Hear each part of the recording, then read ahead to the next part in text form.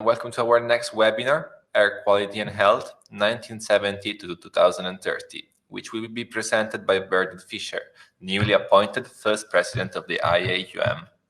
Bernard is an environmental modeler with nearly 40 years research experience of air quality modeling. Between 1994 and 2000, Bernard was professor of environmental modeling at University of Greenwich, working on air quality management. Since joining the Environment Agency in 2000, Bernard has been involved with the evaluation and use of environmental models with emphasis on air quality. Today, Bernard will share estimates of the number of premature deaths per year in the UK associated with secondary ambient air concentrations of ammonia, sulphur, and nitrogen oxides. In the webinar, we'll also discuss the program's major limitations that have caused problems for air quality modelers since the late 1970s. So no one can deny that air quality is very topical at the moment. And my interest has been to look at air quality and health in the past and to see what might be happening in the future. And I'm very pleased to become the first president of the Institute of Air Quality Management. I've taken this from the manifesto of our local Liberal Democrat Party, and one of the feature of modern times, modern day, is the way in which air quality has really been a political issue. And I guess that the aim of this talk is really to suggest how one can achieve the aim of preventing 40,000 premature deaths. To start with, I'm going to have a quick timeline between what's happened between 1970 and the present. So I think 1970 shows the beginning of a new era to do with air pollution. Prior to that, the aim was to dilute and disperse pollutants in the atmosphere when they were released. From 1970 onwards, the interest was to consider where pollutants would be going, their whole life cycle. So this, of course, involved this was because of acid rain, and the interest was deposition, so what hit the ground, and the pollutant of interest was sulphur. 1977 was the OECD report, Organization for Economic Cooperation and Development in Europe, and they published a report on acid rain, and this was the first report that quantified the way in which pollutants moved around Europe. But OECD only includes some of the countries of Europe, so from then on, attention was undertaken by the UNECE, that's United Nations Economic Commission for Europe. And the first EMEP reports were published. Now, EMEP, the European Monitoring and Evaluation Programme, was the technical side of carrying out research into acid rain and ways of dealing with it. 1979, we had the UNECE Convention on the Long-Range Transport of Air Pollutants. Excuse me. And the convention dealt with strategies for the individual countries, ways in which to deal with acid rain. 1985 was the Helsinki Protocol under the UNECE, and this protocol, more popularly known as the 30% Club, the idea was that emissions of sulphur from the participating countries should be reduced by 30%. What was important at the time was that the UK resisted this. The argument was an argument that this 30% was not based on any science, it was just a number, if you like, plucked out of the air. And I have to admit that I'm in a minor way complicit, because at the time I was working for the power industry, and they certainly didn't like the idea of a 30% reduction in sulphur emissions. From then on, we had improvements in the EMEP model. That was the model that went into providing technical assistance to UNECE. The model deals with not just sulfur, but with nitrogen oxides and with ammonia. And the useful outcome for policymakers were the source receptor matrices. These are tables which show the contribution from, say, UK to deposition in Germany or Italy or some other country. But from the 1990s, the focus of attention shifted from ecology and deposition of pollutants to particulates. So 1993 had the first QUAG report, Quality of the Urban Atmosphere Review Group report, and the attention was now on fine particulate. In the UK, this was particulate matter with a diameter on average less than 2.5. And 99, we had the Airborne Particles Expert Group, and the attention is towards the human health effect. So we're moving away from effect on ecology to the effect on human health. Now, a few words about the air quality models. And one of the issues under the OECD report was local deposition, the local deposition in the long-range transport model. This shows the model, the grid covering Europe that would be the basis of the model. Each of those grid square has an emission, and the emission is released to the atmosphere. It's moved around in the atmosphere, subject to various removal processes, and then some is deposited over other countries. And that's what's in the source receptor tables. The local contribution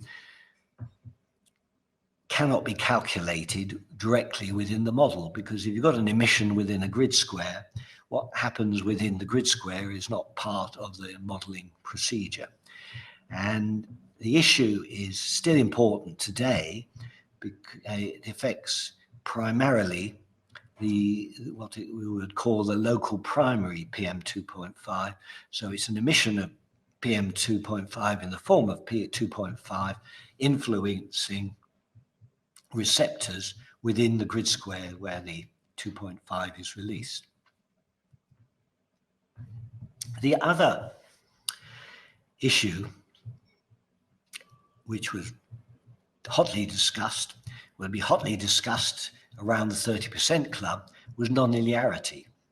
And non-linearity means that you reduce emissions of sulfur, but you may not get a proportional benefit in sulfur deposition because the relationship between the emission and the concentration is complex. This led, because of these concerns, to the development of mesoscale models. So, non-linearity, what is non-linearity? Non-linearity means that if you have a change in a source strength Q of a chemical species, the change in the PM2.5 concentration may change by an amount C. What happens if you change the source strength by 2Q, the PM2.5 concentration might change by 2C. So basically, C over Q is a constant. If the system is nonlinear, then the concentration C depends not just on the amount Q that you've changed, but also on the other concentrations that are present in the atmosphere. So you have to look at all the chemical reactions that can influence the concentration. And this, in principle, invalidates source receptor tables, but not, if your EMEP still produce source receptor tables, I call them marginal ones. They look at the effect of a change, but only small changes. So you like, they're looking at relative change rather than absolute change. The models consider emissions of ammonia, organic compounds, NOx, primary particulate matter, and sulphur oxides. So the models have become more and more complex between 1997 and 2017. They include emissions, metrology, physical removal processes, and atmospheric chemistry. And I guess atmospheric chemistry is one of the main achievements of the last 20 or 30 years. The models now include lots of chemical reactions, maybe even hundreds of chemical reactions, and therefore, in principle, take account of any non-linearity in the system. What does the output? The output from the EMEP model consists of marginal source receptor matrices, and by marginal, I mean there's a table which gives the change of PM2.5 in one country for a 15% change in emissions of ammonia. Each of these has its own table. There's an ammonia table, change in the organics, a change in the NOx, change in the primary PM2, and the change in the SOx. So sulphur oxides. Now, more recently, the interest has spread not just from PM2.5. The COMIAC report 2018 is concerned with health, but the health from nitrogen dioxide, because this from results of epidemiology to do with nitrogen dioxide. Now, what have I done? I've used EMEP results. You can get from the web EMEP results from 1997 to 2017. And I've used those to estimate premature deaths, but one needs corrections, or additions, shall I say, from the local contribution of PM2.5 and for the nitrogen dioxide.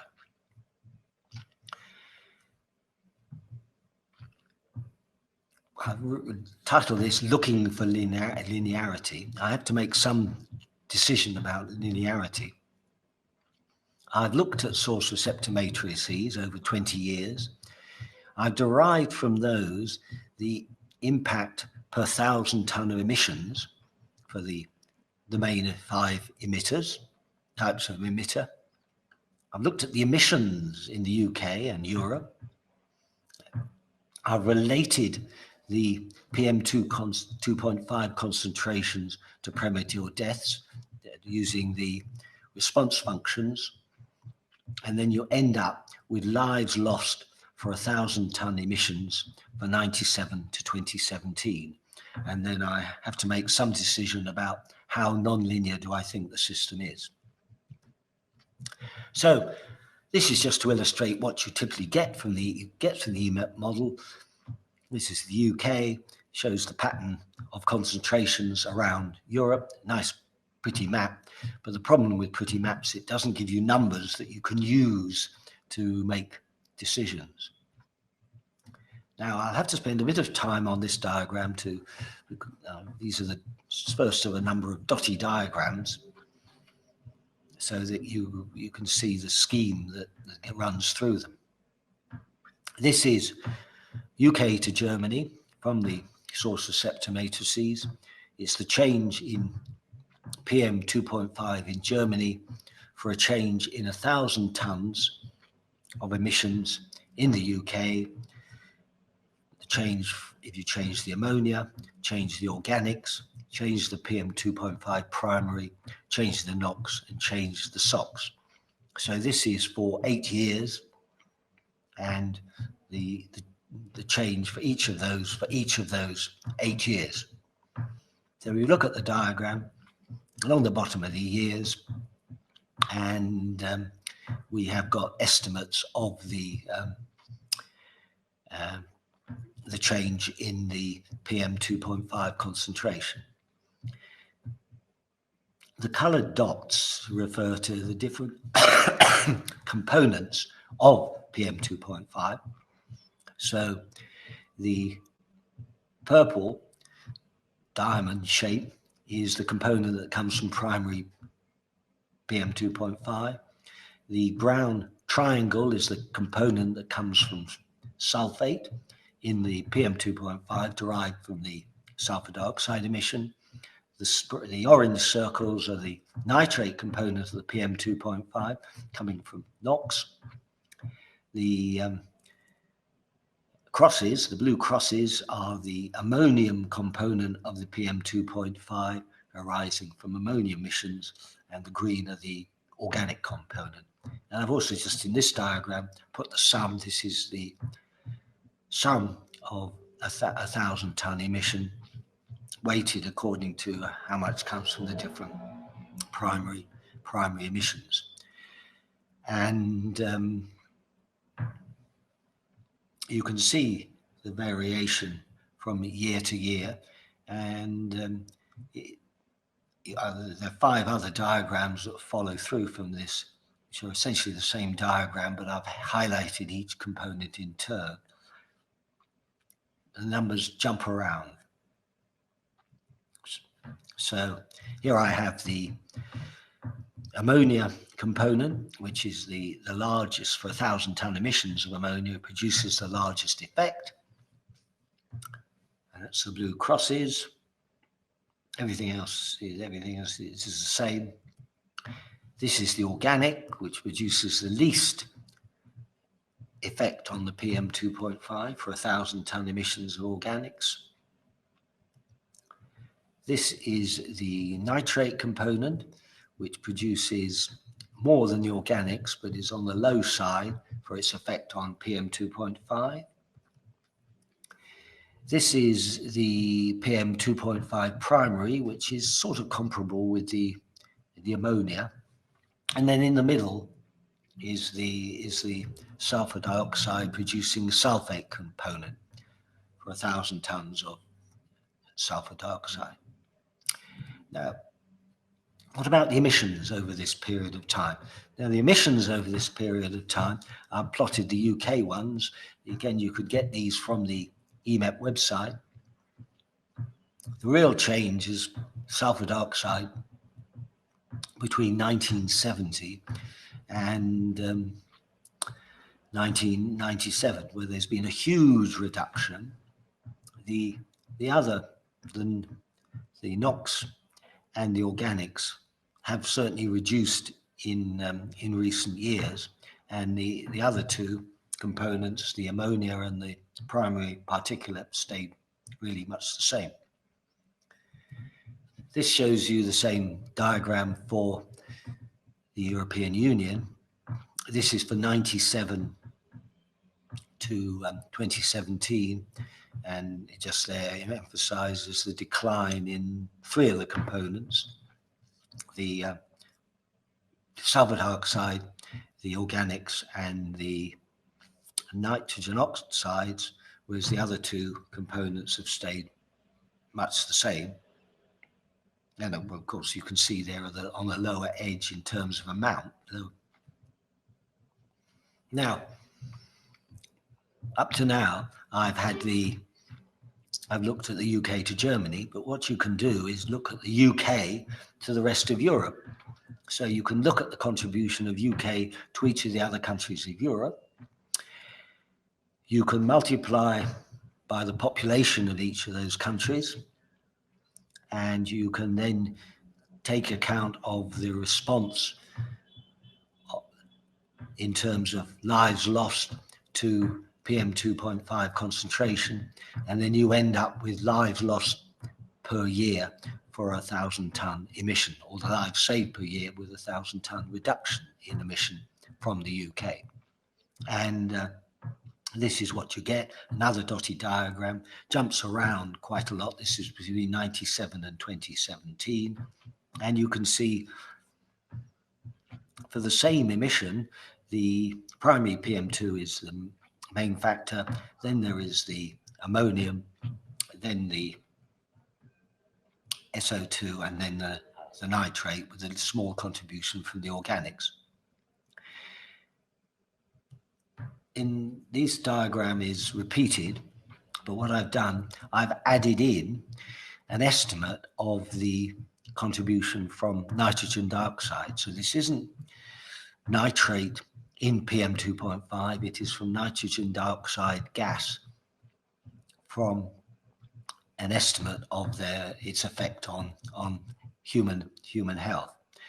And what I've taken is really a weighted average of urban areas of the country to the UK to get a sort of estimate, a screening estimate of the effect of number of lives affected by a reduction in 1,000-ton emission. Now, what is important for lives lost is not just what the concentration is. It's also important to know what the population density influenced by that concentration may be. So if you look at London with a high population density, the effect of NO2 is considerably greater than the average over the rest of the country. So that shows that the dot has gone up compared with the previous diagram.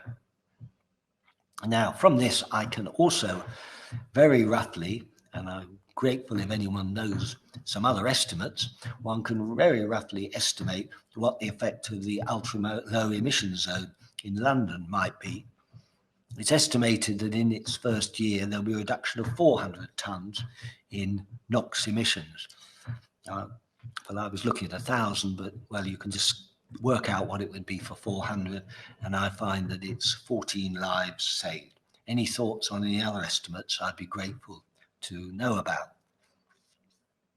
Finally, in this section, I have put in the effect of primary PM2 concentrations, the local effect of primary PM2 for an average urban area, and you find it's high.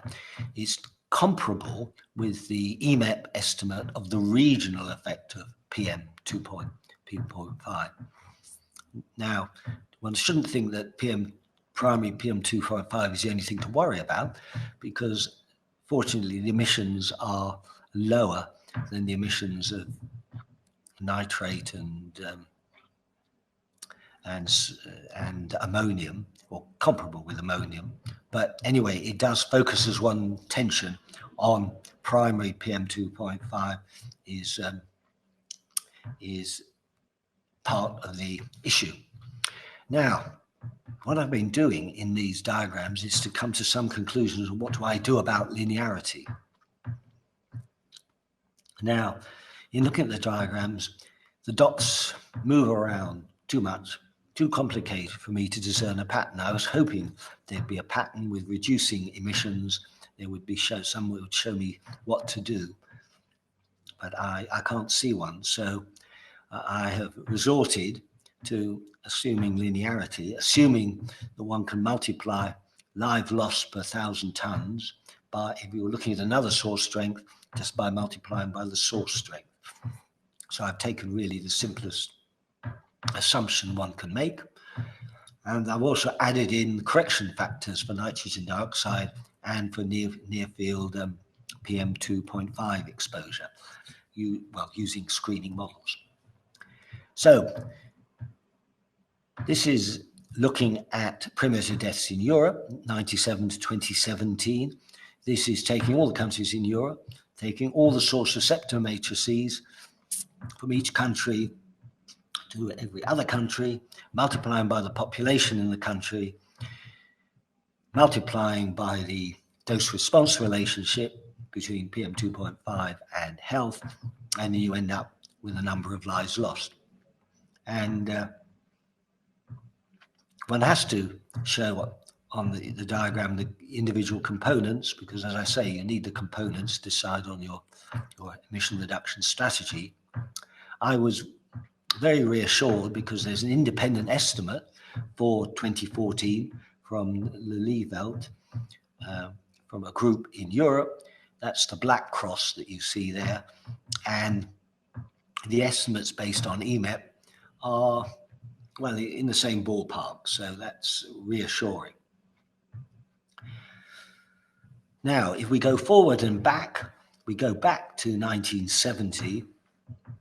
So we're scaling the 97 results by the emissions in some earlier years. We find that the lives lost in 1970 and 80 are far greater than the lives lost in recent years, 4 times greater. If we look to the future, to 2030, we find that there is some improvement, but clearly the improvement is not carrying on at the rate that it did in the past. And the reason for the large life estimate in the past is due to the sulphur dioxide in the form of sulfate, and there is also a contribution from primary, not so great, but a contribution from primary PM 2.5.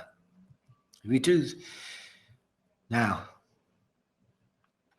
This is the time when you can go off and have a cup of coffee. I was just going to put in a little mathematics because to explain how the screening estimates were made. So ignore this if you wish. But if you look at the UK, you can imagine concentric circles around the centre of the country, and you can imagine looking at the way in which the concentration on average varies with distance from the centre of the country. If one looks at EMEP results, we find it looks like this. You get low concentrations of PM 2.5. It increases with distance because of formation, and then eventually decays again because of removal of the PM 2.5. And you can see the profile from 0 to 2,000 kilometers. The circle there is just to remind us it's always difficult to link what's happening in the short range with what's happening to the long range. Joining 2 models together is usually very difficult. Cautionary note there. Right, so now this is the mathematics. What do we need to do? We want to estimate the premature deaths from a source of, let's say, a PM 2.5 concentration.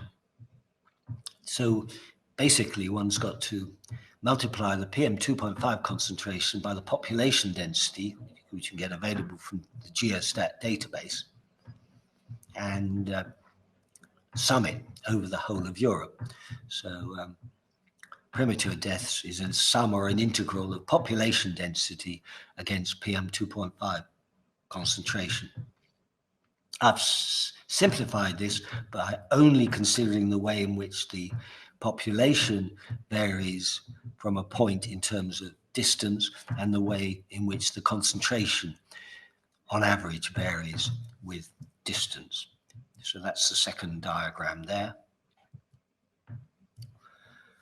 I've undertaken studies to look in way in which the population density varies with distance from the center of an urban area.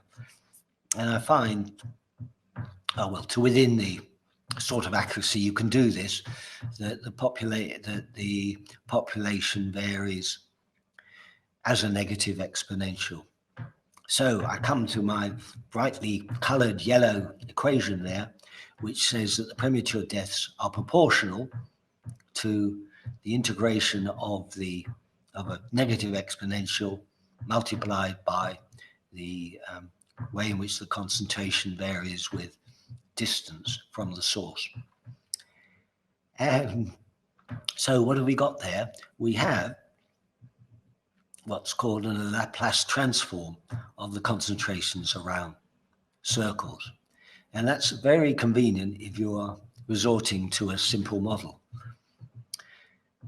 These screening models are old-fashioned way. This is not how you do things in today. But in the past, one modeled air pollution using simple models with 1 or 2 equations, with diffusion, various terms to describe removal processes. And then one actually solved the equations and ended up with a formula, not a numerical result, an actual formula. Now, we've got here the Laplace transform, and the Laplace transform is one way of solving these sorts of equations. So I'm able to use the Laplace transform and end up with a formula for the premature deaths due to the primary PM2.5 over short distances, and a formula for the premature deaths due to NO2 over both short and long distances. So we come to our final section. We've got the premature deaths from the EMEP model. We extrapolate those to 70 and 2030. We can estimate roughly the premature deaths from nitrogen dioxide and local primary P2.5, 1970 to 2030, and then we can add those together, get the total premature deaths in the UK. I should just remark that the extrapolation to 2030, you can get the extrapolation in the from the EMEP website. They're based on the protocol, Gothenburg Protocol, and other of the UNECE initiatives, and perhaps more important, the National Emission Ceiling Directive with the countries within the EU. And what we'll do is we'll look back to 1973 and maybe have a thought or two about 1960. So what do we get from the EMEP model for 97 to 2017? We get, for the UK, this is the number of premature deaths, and we've got some independent estimates to reassure us that we're somewhere near the right answer. From CH, we have estimates for PM2.5 and nitrogen dioxide, and that's the first and the big black dot and the cross above it. And we have some estimates from COMIAC, which are based on the mixture of PM2.5 and NO2, and also COMIAC consider the situation when you have a cutoff. Now, I should warn you about the NO2. There's a minority of COMIAC who consider there's insufficient evidence to assess NO2. And this, I think, is one of the problems with assessing premature deaths is an emotional subject. And it's very hard to express, what shall we say, the uncertainty or the strength of the scientific evidence. Once you've given a number, people will use it, and it's very hard to express the caveats that should be associated with that number. Now, we've taken that diagram, extrapolated it back to the 1970s and forward, and it's somewhat like the one for Europe, that we get much higher concentrations in the 70s, some improvements towards 2030. And it's the sulphur dioxide that we should be worrying about. That is what's produced the huge improvement. This is the component due to the nitrogen dioxide, that's the khaki numbers, and the purple numbers are the primary PM2.5 contribution to premature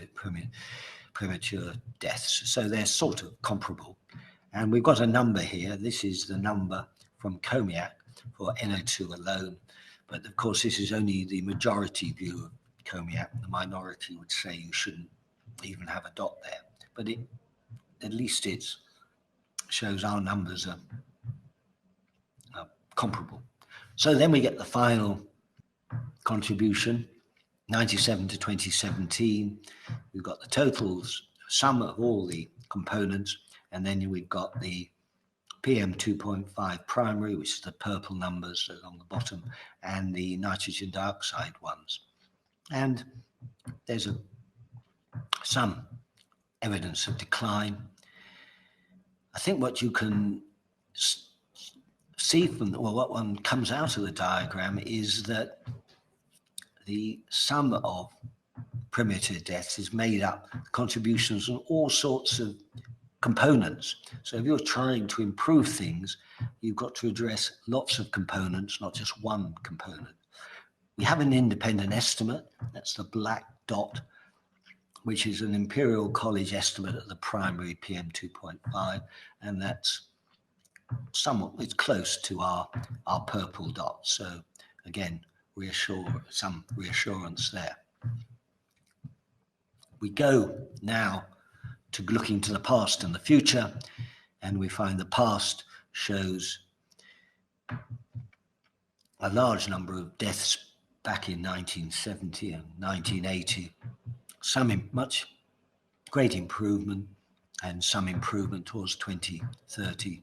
Again, the problem has been the sulphur dioxide. I was going to end on a lighter note, but I'm not sure. I mean, the numbers are quite appalling, really. But I suppose one shouldn't look back, one should look forward. What can we, I did say I would just look at 1960s, and we don't have PM2 emissions or concentrations back in the 1960s, but we do have black smoke measurements. And so these are black smoke reported in the Quag report in 93. So one can do a little bit of scaling between the 80s and the 60s, and the 70s and the 60s. And if we're allowed to do that, we can go back from 1970 to 1960. And what we've assumed is that the contribution of black smoke adds to the emissions of primary PM2.5.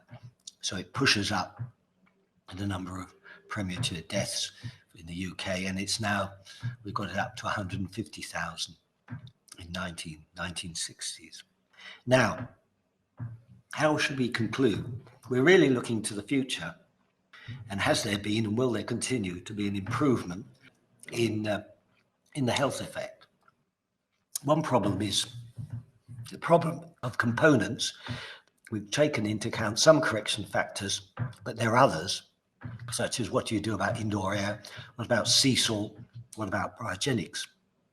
But the other issue is really, if you're thinking of a future strategy, what we've discussed now is an excuse me, you realize I've had a cold and therefore I've been spluttering through this presentation, is rather, how do you relate an exposure-based method, which is what I've been describing, which is looking at premature deaths, to a strategy which relies on just looking at observed concentrations?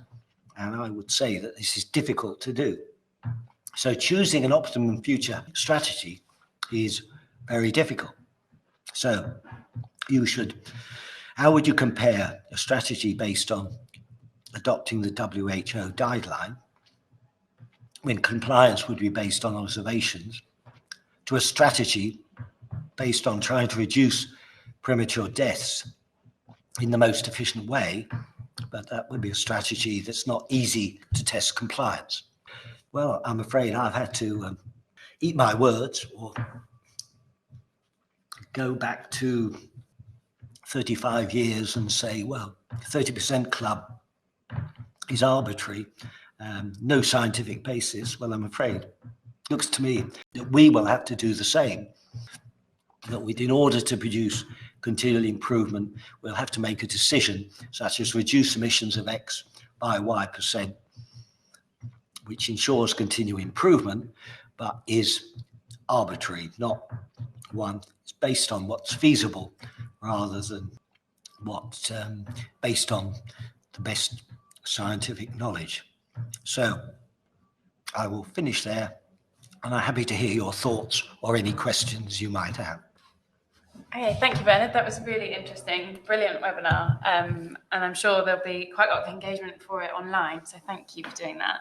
Attendees who have listened to this, do make sure you record it on the CPD tool on the IES website. And we've got a few more webinars coming up throughout the year, and they're all available on the IES website. So do have a look on there, and you can register to any of those. They're all free, so do have a look on there. So yeah, thank you, Bernard. That was really, really interesting. Yeah. Thank you.